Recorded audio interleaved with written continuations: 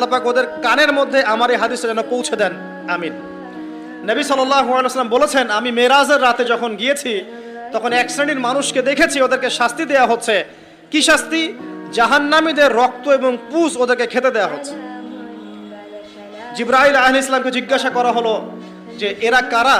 তিনি বললেন, এরা আপনার উম্মতের সেই সব ব্যক্তি যারা মাদকদ্রব্য সেবন করত। আল্লাহ রাব্বুল আলামিন তার হাবিবের মাধ্যমে জানিয়েছেন, যখন কোনো মুসলিম মাদক সেবন করে বা কোনো ব্যক্তি মাদক সেবন করে তখন 40 দিন তার নামাজ কবুল হয় না। এরপর যদি সে তওবা করে তাহলে আল্লাহ পাক তার তওবা কবুল করবেন ইনশাআল্লাহ। যদি সে আবারও মাদক খায় তওবা করার পর, আবার 40 দিন তার নামাজ কবুল হবে না। যদি সে আবার তওবা করে আল্লাহ পাক আবার তাকে মাফ করে দিবেন। যদি সে আবারও মাদক খায় আবার 40 দিন তার নামাজ কবুল হবে না। তারপর যদি আবার তওবা করে আবার আল্লাহ তাকে মাফ করে দিবেন। এরপরেও যদি সে আবার মাদক দ্রব্য সেবন করে, নবী সাল্লাল্লাহু আলাইহি ওয়াসাল্লাম বলছেন তাকে আল্লাহ রাব্বুল আলামিন পরকালে মৃত্যুর পরে তিনাতুল খাবাল পান করাবেন। তিনাতুল খাবাল। জিজ্ঞাসা করা হল, ইয়া রাসূলুল্লাহ, তিনাতুল খাবাল কি জিনিস?